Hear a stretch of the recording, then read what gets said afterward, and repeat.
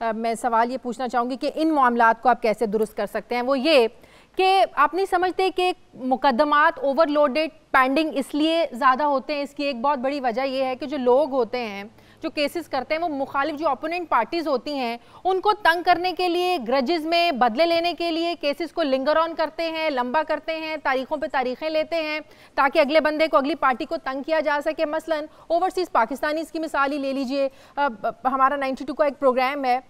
پردیس سے دیس تک، وہ میں کرتی ہوں۔ اوورسیز پاکستانیز کے جو مسئلے ہوتے ہیں وہ پراپرٹی ریلیٹڈ بہت زیادہ ہوتے ہیں۔ وہ جو پراپرٹیز بناتے ہیں 5-10 سال بعد جب ان کو پتہ چلتا ہے کہ ان کی پراپرٹیز پر قبضہ ہو گیا ہے، وہ پاکستان آتے ہیں، اپوننٹ پارٹیز جو ہوتی ہے جنہوں نے قبضہ کیا ہوتا ہے وہ جھوٹے کیس کر دیتے ہیں، جعلی ڈاکومنٹ بنوا لیتے ہیں، جعلی ڈیڈز بنوا لیتے ہیں، اور ان کو یہ پتہ ہوتا ہے کہ بیچارہ باہر سے آیا ہوا ہے، یہ کہاں اتنی دیر رکے گا، باہر جا کے اس نے نوکری کرنی ہے، اپنا کاروبار سنبھالنا ہے، تو وہ جو مقدمات ہیں ان کو لمبا سے لمبا کرتے جاتے ہیں۔ تو ایسے مقدمات کو کیسے سلجھایا جا سکتا ہے، ان کو کیسے وقت پر جو ہے نا وہ نپٹایا جا سکتا ہے، اس کے لیے بھی قانون سازی کی ضرورت ہے، کیونکہ یہ کام بندے کا کنسرن ہے۔ میرے خیال میں آپ نے میرا اور عمران خان صاحب کا اور زلفی بخاری صاحب کا دماغ پڑھ لیا ہے۔ ہم تینوں نے مل کے عمران صاحب کی قیادت میں انہوں نے یہ ڈائریکشنز دی، پھر اس میں خالد مقبول صدیقی صاحب کی بھی مشاورت رہی، اور یہ زلفی بخاری میرے ساتھ بیٹھے اور ہم نے یہ ایک طے کیا ہے کہ بہت جلد یہ اوورسیز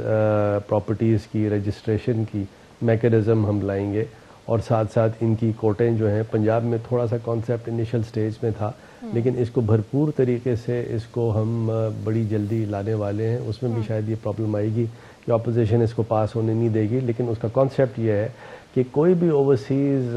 پاکستان سے باہر کوئی بھی اوورسیز پاکستانی ہے تو اس کو یہ فیسلٹی ہوگی کہ اپنی کسی قسم کا رینٹ ایگریمنٹ ہو یا کوئی اور چیز ہو تو وہ اوورسیز کا جو رجسٹرار ہے اس سے وہ رجسٹر کر لے گی۔ اس سے یہ ہوگا کہ دیکھیں زیادہ تر کیس اس طرح کے ہیں کہ اوورسیز پاکستانی ایک باہر بیٹھا ہوا ہے، اس نے رینٹ پہ اپنا گھر اٹھا دیا،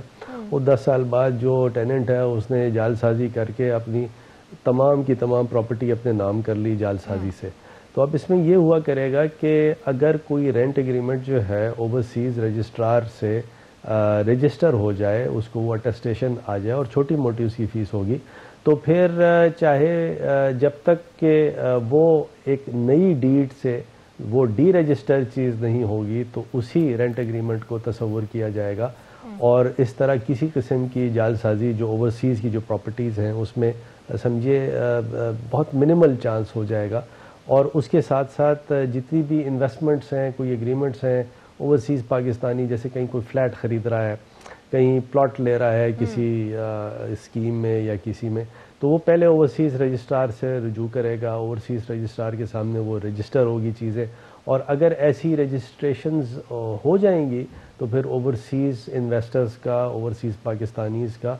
انٹرسٹ بھی پروٹیکٹ ہوگا، اور اگر اس ڈیڈ کی کوئی وائلیشن کرے گا تو ایک اسپیشل اوورسیز کی کورٹس ہوں گی جو اس کو 1 مہینے کے اندر مقدمے کو نمٹائیں گی۔ تو اگین پرابلم وہی ہے، اپوزیشن نے یہ پاس کر رہے ہیں، اپوزیشن تو ہم یہ سمجھ لیں کہ فاروق نسیم صاحب نے اپنا کام بالکل کیے بیٹھے ہیں، صرف انتظار ہے کہ اپوزیشن کب مسکرا کر کہے کہ آئیے ہم تیار ہیں قانون سازی کرنے کے لیے۔